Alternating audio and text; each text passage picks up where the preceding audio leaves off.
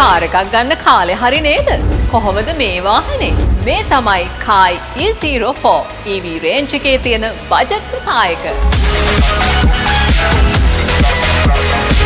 මේ E04 model එකේ kilowatt hours 28.08 battery capacity එකක් තියෙනවා වගේම එක charge එකකින් කිලෝමීටර් 300ක් යන්න පුළුවන් වගේම 30 minutes fast charging option එකක් තියෙනවා. මේ E04 මොඩල් එකට safety feature එකක් විදියට 360 camera system එකක් තියෙනවා.